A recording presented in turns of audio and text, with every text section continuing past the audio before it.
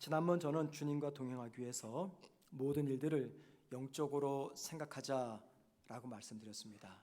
자, 영적으로 생각한다는 것은 믿음의 가치를 우리 삶의 중심에 놓고 이성적으로 합리적으로 생각하는 것이라고 말씀을 드렸습니다. 여러분, 어떻게 하면 믿음의 가치를 우리 삶의 중심에 놓고 모든 일들을 이성적으로 합리적으로 생각할 수가 있을까요? 바울은 이 일을 위해서 우리에게 하나님의 전신갑주가 필요하다라고 이야기합니다. 하나님의 전신갑주가 필요할 정도로 우리가 주님과 동행하는 것은 어렵습니다. 왜냐하면 그 일을 사탄 마귀가 방해하고 있기 때문입니다. 그 사탄의 방해에 맞서 우리에게 하나님의 전신갑주가 필요하다라고 이야기합니다. 여러분, 사탄은 우리 마음을 차지하려고 애씁니다. 사탄이 왜 저와 여러분의 마음을 차지하려고 우리를 쉬지 않고 공격하는 것일까요? 그 이유는요, 사탄이 우리 마음을 차지하게 되면 우리의 마음의 눈이 혼미하게 됩니다. 자, 고린도 후서 4장 4절 말씀에 이런 말씀이 있습니다. 그 중에 이 세상의 신이 믿지 않는 자들의 마음을 혼미하게 하여 라고 말합니다. 이 세상의 신, 사탄 마귀죠. 우리의 마음을 혼미하게 한다라고 말합니다. 사탄이 우리 마음의 눈을 혼미하게 하게 되면은요, 우린 참과 거짓을 분별해낼 수가 없습니다. 여러분, 우리의 이 영의 눈이 어두운데 어떻게 참과 거짓을 바르게 판단할 수가 있겠습니까? 그래서 사탄이 우리 마음을 차지해서 우리 눈을 혼미케 하면요, 이게 분명히 잘못된 길이에요. 그런데도 그것이 진리라고 생각해서 죽기 살기로 달려갑니다. 반대로 사탄이 우리 마음을 차지해서 우리의 눈을 혼미하게 하면 분명히 이게 진리예요. 그런데도 그것을 거짓이라고 생각을 한다는 겁니다. 자, 그렇게 되면 주님과 동행하는 삶을 살아가지 못합니다. 베드로는 우리 마음을 공격하는 사탄의 공격에 대해서 이렇게 묘사합니다. 자, 베드로전서 5장 8절입니다. 근신하라, 깨어라. 너희 대적 마귀가 우는 사자같이 두루다니며 삼킬 자를 찾나니. 잘 보세요. 우리를 공격하는 사탄을 가리켜 우는 사자라고 이야기합니다. 왜 베드로가 사탄을 우는 사자라고 묘사했을까요? 그것은 사탄이 우리를 공격하는 데 있어서 특징이 마치 사자가 먹이를 찾아 달려드는 것과 너무 유사하기 때문입니다. 굉장히 잔인합니다. 그리고 포악합니다. 그리고 민첩합니다. 잔인성과 포악성과 민첩성, 이게 바로 사자가 지니고 있는 특징이죠. 자, 그것처럼 사탄이 저와 여러분을 향해서 그렇게 달려들고 있다고 이야기합니다. 자, 그리고 그렇게 우는 사자처럼 달려드는 사탄에게 내 마음을 빼앗기지 않으려면 깨어있으라라고 이야기합니다. 깨어있으라. 성도가 영적으로 깨어있지 않고 잠을 자게 되면은요, 사탄은 절대 그 기회를 놓치지 않습니다. 반드시 잠자는 성도를 찾아가서 그의 마음을 차지하려고 합니다. 그렇게 해서 마음을 차지하면 그 성도는 믿음의 본질인 주님과 동행하는 삶을 살아가지 못합니다.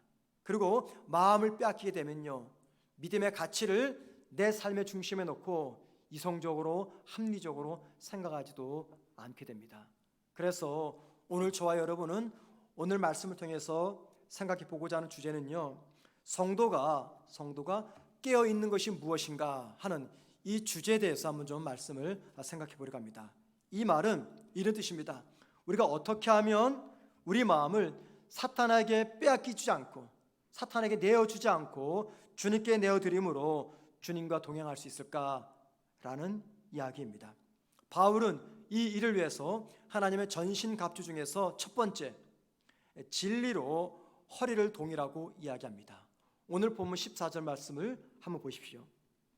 그런즉 서서 진리로 너희 허리띠를 띠고, 허리띠를 띠라고 말하는데 원문 성경 보면은요, 허리띠라는 단어가 없습니다. 이런 말이 없어요. 그냥 우리말로 허리띠라고 번역해 놓았어요. 원문을 그대로 우리가 직역을 하게 되면 이런 뜻입니다. 진리로 여러분의 허리를 동이십시오. 진리로 여러분의 허리를 동이십시오, 이 뜻입니다. 왜 진리로 허리를 동이매라고 할까요? 바로 그것이 영적으로 깨어있는 중요한 방법이기 때문입니다. 그리고 진리로 허리띠를 묶게 되면은 주님과 동행을 방해하는 사탄의 공격에 맞서 우리가 바른 분별력을 가지고 막아낼 수가 있기 때문입니다. 자, 여러분, 진리로 허리를 동여맨다, 이 말이 무슨 말입니까? 두 가지로 우리가 먼저 이 본문을 접근해야 됩니다. 첫째는 진리란 무엇인가? 진리란 무엇인가? 둘째는 그 진리를 허리에 동이는 게 이게 무슨 말인가라는 겁니다. 첫 번째, 여러분, 진리가 무엇일까요? 바울은 그가 쓰고 있는 오늘 본문에 해당되는 에베소서 전체에서 진리를 이렇게 말합니다. 1장 13절입니다. 그 안에서 너희도 진리의 말씀 곧 너희의 구원의 복음을 듣고, 이 말씀 잘 보십시오. 그 안에서 너희도 진리의 말씀 곧 너희의 구원의 복음을 듣고, 바울은 이 말씀에서 진리란 구원의 복음이라고 이야기합니다. 진리는 구원의 복음입니다. 바울은 고린도전서 15장 1절에서 이와 유사한 이야기를 합니다. 이렇게 말합니다. 형제들아, 내가 너희에게 전한 복음을 너희에게 알게 하노니, 내가 너희에게 전했던 그 복음이 무엇인지 알기를 원한다 라고 해놓고 그 다음 절인 3절부터 4절까지 복음이 무엇인가를 소개합니다. 자, 3절 말씀입니다. 이는 성경대로 그리스도께서 우리 죄를 위하여 죽으시고, 복음이란 주님께서 죽으신 것을 복음이라고 말합니다. 그 다음에 4절, 장사 지낸 바 되셨다가 성경대로 다 사흘 만에 다시 살아나사, 다시 살아난 것, 부활이죠. 부활을 복음이라고 말합니다. 자, 그래서 바울은 복음을 가리켜 예수님의 죽음과 부활 사건이라고 이야기합니다. 바로 이것이 오늘 본문 14절에서 말하는 진리입니다. 진리. 여러분, 이 복음의 진리인 예수님의 십자가 죽음과 부활 사건에는요, 정말 중요한 의미가 내포되어 있습니다. 이걸 우리가 오늘 말씀을 통해서 꼭 기억해야 됩니다. 주님의 십자가의 죽음과 부활에 담긴 중요한 의미, 그게 무엇이냐면 바로 우리의 정체성입니다. 우리의 정체성. 우리의 정체성이 무엇인가? 십자가와 부활에 담겨 있습니다.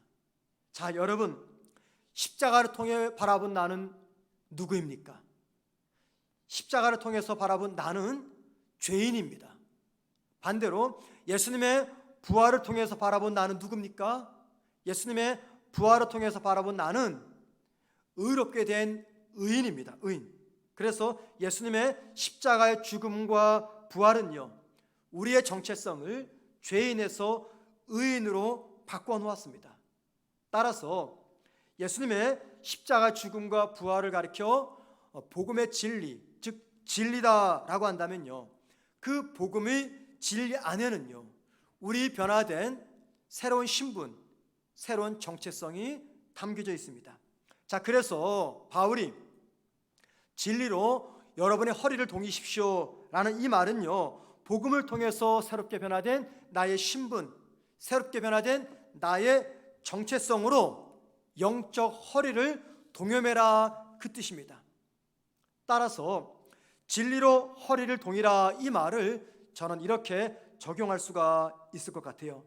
내가 주님과 동행할 때 사탄이 우는 사자처럼 아주 잔인하고 포악하고 민첩하게 우리를 향해서 달려들 것입니다. 그때 사탄이 내 마음에 침입하지 못하도록 내 마음을 지킬 수 있는 것은요, 예수 그리스도의 십자가와 부활을 통해서 나에게 주어진 새로운 신분, 새로운 정체성입니다. 왜 그럴까요? 그 이유는요, 내가 누구인가 라고 하는 이 정체성의 자각은요, 사탄의 유혹 앞에서 내가 어떻게 살아야 하는지, 내 삶의 방향, 삶의 자세를 결정짓게 만들어주기 때문입니다. 따라서 예수님의 죽음과 부활을 통해서 변화된 나의 새로운 정체성을 인식하고 계속해서 그 정체성을 기억하는 것, 이게 바로 영적으로 깨어있는 것입니다. 믿음의 가치 위에 모든 것들을 올려놓고 내가 이성적으로 합리적으로 판단할 때 정말 중요한 게 뭐냐면 이겁니다. 나는 누구인가? 나는 누구인가? 이 결정을 하는 나는 누구인가? 이렇게 선택하는 나는 누구인가? 이렇게 말하고 싶은 나는 누구인가? 이렇게 행동하고 싶은 나는 누구인가? 이 탐심을 품고 있는 나는 누구인가? 이 고난 속에서 허덕이고 있는 나는 누구인가? 나는 누구인가? 나는 누구인가? 내 자신에 대한 올바른 신앙의 인식과 자각과 바른 정체성의 회복이 주님과의 동행을 방해하는 사탄에 대항해서 맞서 싸울 수 있는 가장 탁월한 무기 중에 하나라는 겁니다. 그리고 영적으로 깨어 있다는 것은 바로 내가 누구인가를 매 순간마다 돌아보고 묻고 답하는 것, 이게 영적으로 깨어 있는 것입니다.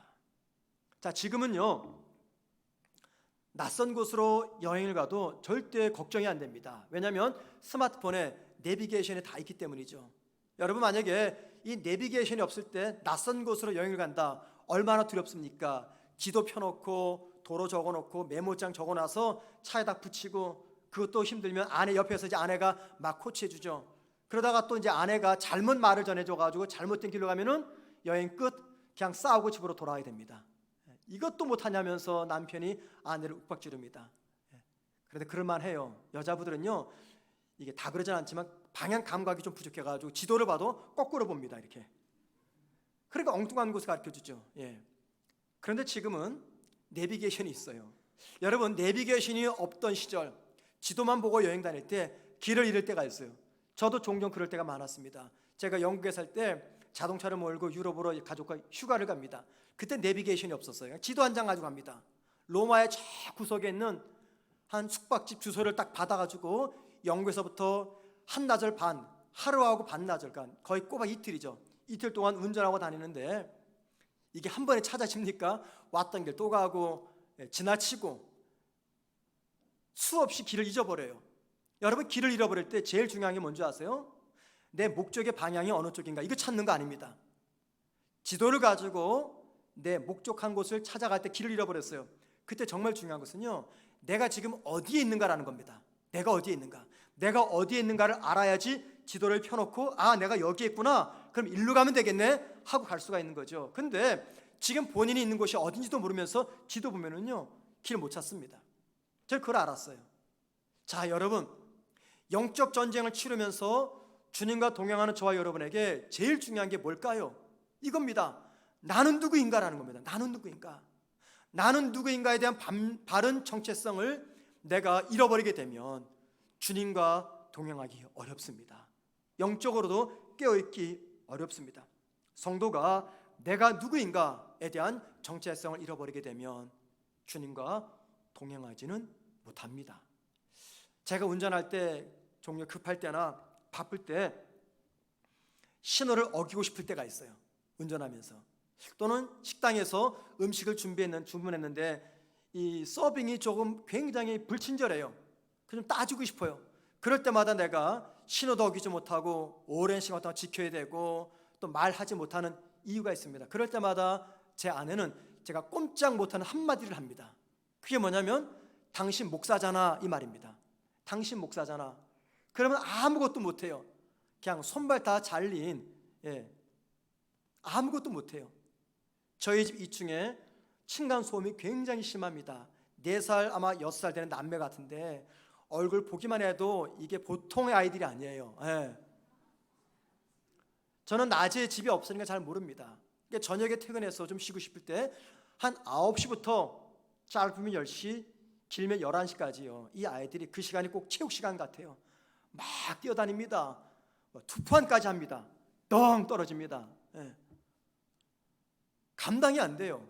제가 그렇게 2년을 살아가고 있는데 이거 어떻게 하면 좋겠습니까, 여러분? 찾아갈 수가 없어요. 찾아갈 수가 없어요. 왜냐하면 저희 집 문에 성문교회 교패가 붙어있고 제가 목사잖아요. 우리가 그리스도인이잖아요. 그래서 서로가, 제 아내와 서로에게 야, 우리가 믿는 사람이다, 참자 했는데 일이 터지고 말았습니다. 어느 날 서울에 사는 제 딸이 저희 집에 놀러 왔다가 층간소음 때문에 애가 너무 잠을 못 자고 힘든 거예요. 그래서 그 아이가 저 없는 사이에 위층으로 올라간 겁니다. 올라가서 얘기를 했어요. 자기는 목사가 아니다 그거죠. 예.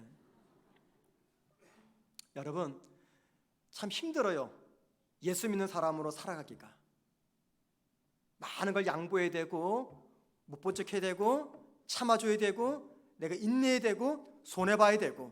그런데 그렇게 안 하면 우리가 주님과 동행하기가 어렵습니다.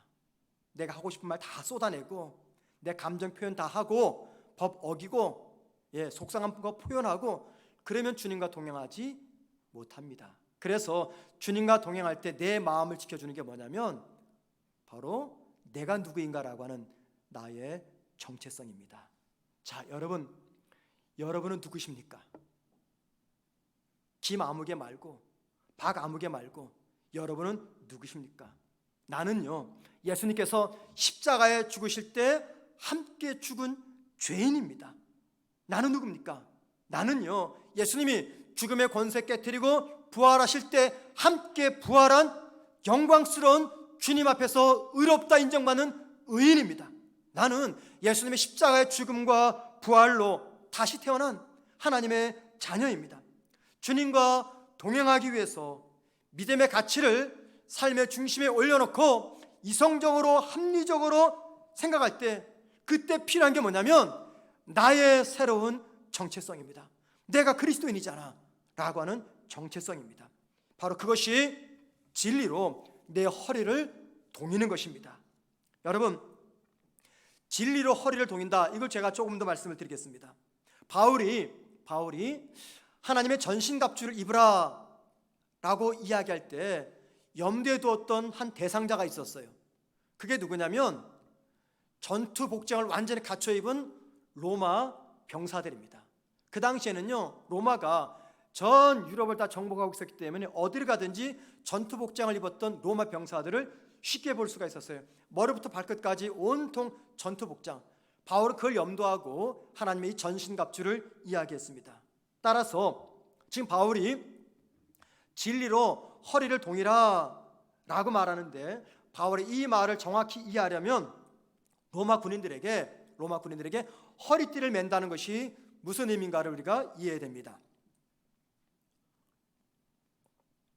2000년 전 로마 병사들이 입었던 전투복은요, 통일된 하나의 복장이 아니었습니다.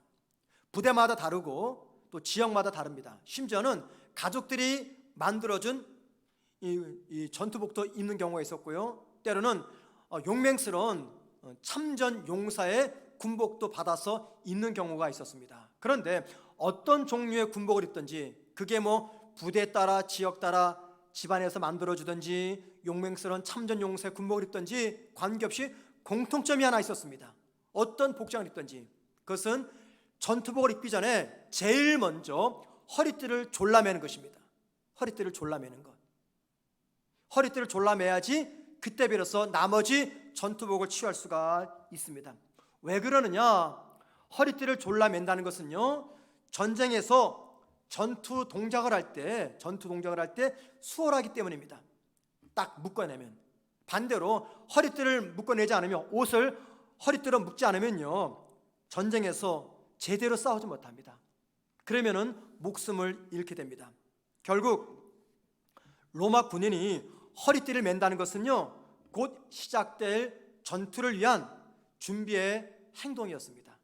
그리고 로마 군인들은 허리띠를 매는 그 순간부터 곧 맞이하게 될 전쟁에 대한 이 긴장감과 비장한 각오를 갖게 되었습니다.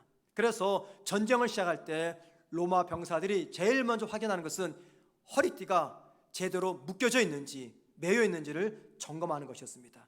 바로 그 허리띠를 볼 때마다 로마 군인들은 전쟁에 대한 긴장감, 비장한 각오를 다시 갖게 되었던 거죠. 바울은 이 복음의 진리를요, 로마 병사들이 허리에 묶었던 허리띠로 비유하면서 진리의 띠로 허리를 동여매라 말씀합니다. 복음으로 인해 주어진 새로운 정체성에 맞는 신실한 삶을 살아가라고 이야기합니다. 자, 이렇게 하는 이유는 주님과의 동행을 방해하는 사탄의 방해를 막기 위해서, 그리고 긴장감과 비장한 각오를 잊지 않기 위해서입니다. 2021년 시작되면서 우리는 여전히 지금도 코로나와 함께 살아가고 있습니다.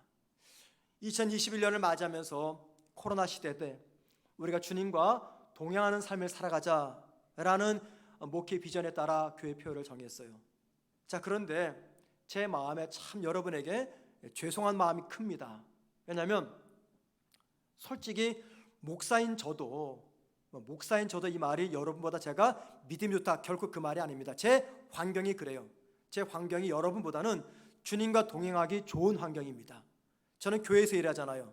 늘 설교 준비하고 기도하고 또 착한 성도들만 만나잖아요. 제가요. 예. 좀 찔리시죠? 예. 그런데 여러분 어떠세요? 세상에서 악한 사람들과 싸우잖아요. 사업장에서, 일터에서 치열하고, 예? 정말 이 양육강식, 적자생존의 이 사회 속에서 여러분들이 치열하게 살아갑니다. 조금만 내가 긴장도 치면 큰 경제적인 손실을 보게 돼요. 어쩌면 지금도 코로나 때문에 많은 것을 잃어가지고 이 마음 지키기가 너무 힘든 그런 성도들이 이 자리에 계십니다. 자, 그런 성도들에게 저는 매 주일마다 주님과 동행하자고 계속해서 설교를 해야 됩니다. 그러니 여러분이 얼마나 힘이 드세요. 제가 참 몹쓸 목사입니다. 내가 괜히 이 표를 정했구나 후회될 때가 있어요. 왜냐하면 저도 안 되는데요. 저도 교회에서 교육자들과 성도를 만나면서 목회할 때도 주님과 동행하는 게 이게 너무 힘든데, 하물며 이 세상 속에서 여러분들이 주님과 동행하기가 얼마나 어렵습니까? 너무너무 어려워요. 우리가 영적인 감각을 잠깐만 잃어버리게 되면은요, 어김없이 사탄은 그런 내 마음을 차지하려고 합니다.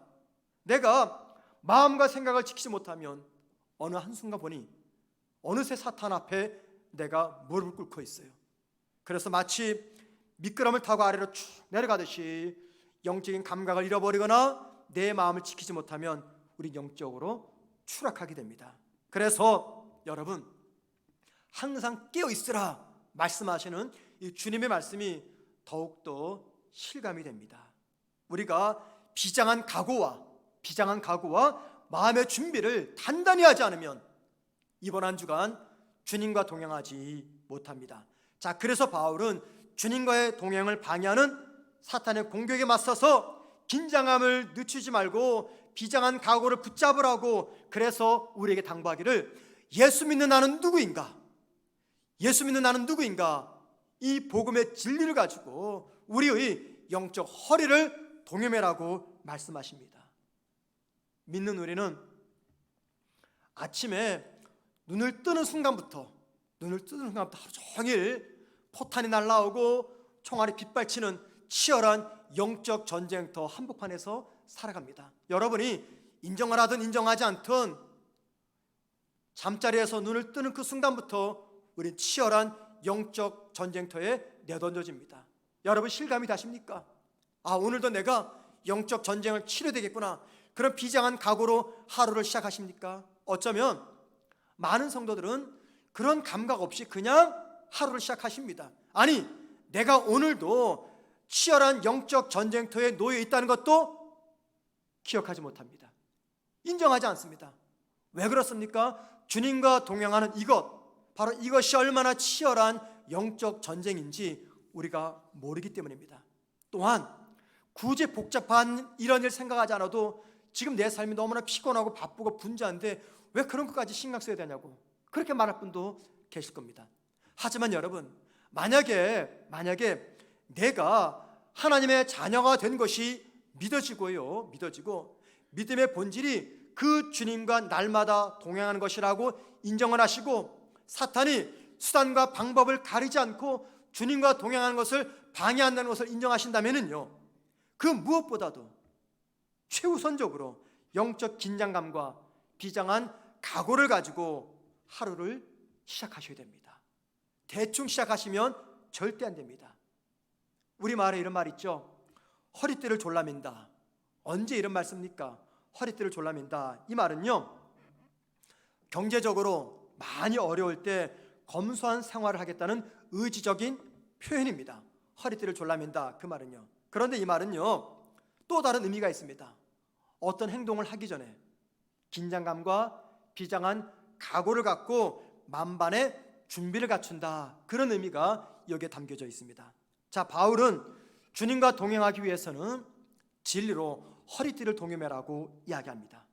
진리로 허리띠를 동여맨다는 말은 사탄이 언제 어떻게 예수님과의 동행을 위협할지 모르니까 영적 긴장감 또는 비장한 각오를 잃지 말아라, 그 뜻입니다. 이 긴장감과 각오를 위해서 필요한 것이 주님 안에서 바뀐 나의 새로운 신분, 나의 새로운 정체성을 내가 다시 기억하고 회복하는 것입니다. 그리고 그 신분에 맞는 삶을 살아가는 것입니다. 우리가 잘 아는 독일의 히틀러를 잘 압니다. 히틀러는 전쟁에 미친 사람입니다. 전 유럽을 정복하기 위해서 끝없이 전쟁을 시작했던 사람이에요. 히틀러의 유럽을 정복하려는 계획이 무산됐던 결정적인 사건이 있었죠. 우리가 잘 아는 연합군의 노르망디 상륙 작전입니다. 노르망디는 프랑스 서쪽 해안가입니다. 넓은 해안가인데 1944년 5월 1일 날 연합군이 그 노르망디에 상륙하고 그것이 계기로 독일군은 그만 패망하고 말았습니다. 그런데 평소 노르망디 상륙 작전이 있기 전에 독일의 장군, 우리가 잘 아는 롬멜 장군은요, 언젠가는 연합군이 이 노르망디를 이용해서 독일을 침략하겠다라고 예견을 했어요. 그래가지고 히틀러에게 이 노르망디를 철저하게 보수하고 지켜야 된다고 이야기했지만 히틀러는 롬멜 장군의 말을 그냥 무시하고 말았습니다. 하지만 롬멜은 자기라도 주어진 요건 속에서 이 노르망디를 지켜야 되겠다, 철통 같은 수비와 만반의 태세를 갖춰 놓았어요. 언제 있을지 모를 연합군의 상륙 작전을 위해서. 자, 그런데 마침내 롬멜의 예상대로 1944년 5월 1일 연합군이 거기에 상륙을 했습니다. 그런데 여러분, 안타까운 건 뭐냐면 바로 그날 롬멜은 그 자리에 없었어요. 그 전까지는 그렇게 철저하게 대비했던 사람이 바로 그날 어디에 가 있었냐면 아내의 생일을 맞아가지고 생일을 축하하기 위해서 독일에 자기 집을 방문하고 말았어요. 바로 그날 연합군이 상륙할 때 그 독일의 지휘소에는 롬멜 장군이 없어서 그만 패망하고 말았던 겁니다. 이 이야기는 주님께서 우리 들려주신 항상 깨어있으라, 이 말의 의미가 무엇인지 실감나게 하는 이야기입니다. 여러분, 주님이 우리에게 주님과의 동행을 위해서 영적 긴장감을 늦추지 말고 항상 깨어있으라 말씀하십니다.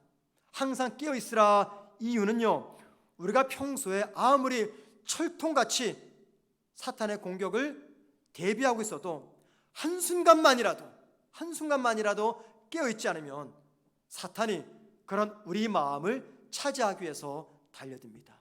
자, 여러분, 항상 깨어있는 것, 이게 뭡니까?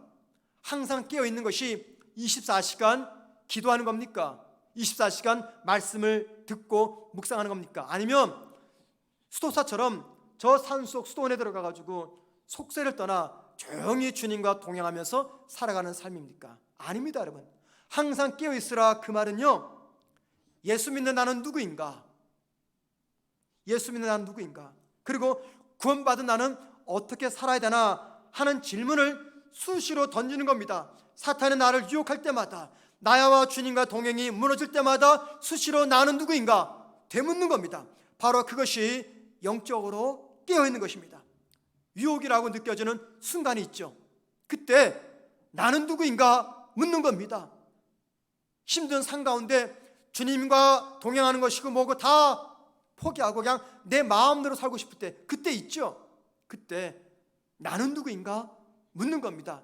위기 때마다, 시련 때마다, 아픔 때마다, 고통 중에도, 분노 중에도 나는 누구인가 계속해서 되묻는 것, 이게 바로 영적으로 항상 깨어있는 것입니다. 교회당에서 예배를 드릴 때나 봉사할 때나 혹은 셀 모임을 할 때, 그때는요, 내가 누구인지 너무너무 잘 압니다. 그때는 내가 그리스도인입니다. 그리고 그에 합당한 말을 하고 행동을 하고 결정을 하고 선택을 합니다. 그러나 교회당을 떠나 다시 세상으로 나아갈 때는요, 나는 누구인가 이것을 잊어버립니다. 그리고 세상을 살면서 결정적인 순간에 나는 누구인가 묻지 못한 채 주님과의 동행을 하지 못합니다. 여러분, 주님과의 동행이 위협받는 그 순간 정말 필요한 게 뭐냐면 나는 누구인가 라는 내 정체성을 확인하는 것입니다. 영적 긴장감과 비장한 각오를 잊지 않는 것입니다.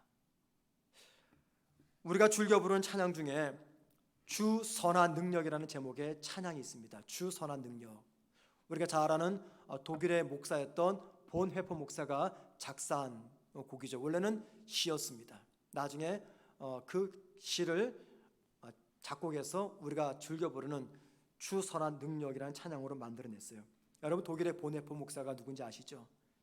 독일의 전쟁에 미친 히틀러와 맞선 싸운 목사입니다. 미국의 모든 것들이 보장된 생활을 다 포기하고 독일로 돌아와서 자기 조국이 전쟁으로 미쳐가는 한 독재자 때문에 이러면 안 된다 생각을 해가지고 목숨 걸고 싸웠던 사람이 본헤퍼 목사입니다. 이 본헤퍼 목사는요, 히틀러 암살 사건에 연루된 것 때문에 옥고를 치릅니다. 그러다가 1945년 4월 9일 39살의 젊은 나이로 형장이 이슬이 되어서 사라져갑니다. 이분이 감옥에 갇혀 있을 때 많은 사람들이 본헤퍼가 누구인지 굉장히 궁금했어요. 그를 가리켜서 이렇게도 말하고 저렇게도 말하고. 그때 본헤퍼 목사는 그가 죽기 전에 1944년 여름에 나는 누구인가라는 제목의 시 한 편을 썼습니다. 그 시 속에 자기가 누구인지를 사람들에게 알려줍니다. 한번 그 시를 제가 여러분에게 읽어드리려고 합니다. 본헤퍼가 쓴 나는 누구인가 제목의 시입니다. 나는 누구인가? 남들은 종종 내게 말하기를 감방에서 나오는 나의 모습이 어찌나 침착하고 명랑하고 확고한지 마치 성에서 나오는 영주 같다는데 나는 누구인가? 남들은 종종 내게 말하기를 간수들과 대화하는 내 모습이 어찌나 자유롭고 사근사근하고 밝은지 마치 내가 명령하는 것 같다는데 나는 누구인가? 남들은 종종 내게 말하기를 불행한 나날을 견디는 내 모습이 어찌나 한결같고 번글거리고 당당한지 늘 승리하는 사람 같다는데 남들이 말하는 내가 참 나인가? 나 스스로 아는 내가 참 나인가? 세장에 갇힌 새처럼 불안하고 그립고 병약한 나, 목 졸린 사람처럼 숨을 쉬려고 버둥거리는 나, 빛깔과 꽃, 새소리에 줄이고 따스한 말과 인정에 목말라 하는 나, 방자함과 사소한 모욕에도 치를 떠는 나, 좋은 일을 학수고대하며 서성거리는 나, 멀리 있는 벗의 신변을 무력하게 걱정하는 나, 기도해도 생각해도 일해도 지쳐 멍한 나, 풀이 주고 작별을 준비하는 나인데 나는 누구인가? 이것이 나인가? 저것이 나인가? 오늘은 이 사람이고 내일은 저 사람인가? 둘 다인가? 사람들 앞에서는 허세를 부리고 자신 앞에서는 천박하게 우는 소리 잘하는 겁쟁이인가? 내 속에 남아있는 것은 이미 거둔 승리 앞에서 꽁무리를 채 빼는 폐잔병 같은가? 나는 누구인가? 으스스한 물음이 나를 조롱합니다. 내가 누구인지 당신은 아시오니 나는 당신의 것입니다. 오 하나님. 바로 이것이 나는 누구인가 본헤퍼의 시입니다. 본헤퍼 목사는요, 예수를 믿는 자신을 가리켜 아무것도 아닌, 다른 무엇도 아닌 하나님의 것이라고 이야기합니다. 많은 사람들이 본헤퍼 목사를 이런 사람이다 저런 사람이다 평가했지만 그는 그 모든 것들을 다 부인한 채 자신은 아무것도 아닌 단지 하나님의 것이라고 고백합니다. 여러분, 그렇다면 저와 여러분은 누굽니까? 예수를 믿는 저와 여러분은 누굽니까? 우리 역시 하나님의 것입니다. 그래서 여러분, 내가 하나님의 것이기 때문에 쉽게 사탄의 유혹 앞에 굴복당할 수가 없는 것이에요. 내가 하나님의 것이기 때문에 주님이 아닌 사탄과 동행할 수가 없는 겁니다. 나는 하나님의 것, 나는 예수 그리스도의 것이라고 하는 이 복음의 진리로 우리의 허리띠를 동겨매야지만이 힘든 이 세상에서 우리 주님과 동행할 수가 있습니다. 여러분, 왜 주님과 동행하지 못하십니까? 유혹 때문이죠. 그 유혹 앞에서 나는 누구인가 물으셔야 됩니다. 왜 주님과 동행하지 못합니까? 분노가 치밀어 오를 때 주님과 동행하지 못하죠. 바로 그 분노 앞에서 나는 누구인가 물으셔야 됩니다. 왜 주님과 동행하지 못합니까? 힘든 일 앞에서 낙심하고 절망하기 때문입니다. 그 낙심된 순간에 물으셔야 됩니다. 나는 누구인가? 왜 우리가 주님과 동행하지 못합니까? 두렵기 때문입니다. 삶이 두려워요. 그 순간에 나는 누구인가 물으셔야 됩니다. 여러분, 왜 주님과 동행하지 못합니까? 내가 믿었던 것이 무너지는 실망 때문에 주님과 동행하지 못합니다. 그 순간조차도 우리 물어야 됩니다. 나는 누구인가? 여러분, 왜 우리가 주님과 동행하지 못합니까? 삶이 너무 힘이 들기 때문에, 너무 고통스럽기 때문에 주님과 동행하기가 너무나 힘이 듭니다. 그런데 여러분, 그 순간조차도 우리 물으셔야 됩니다. 나는 누구인가? 나는 누구인가? 나는 누구인가?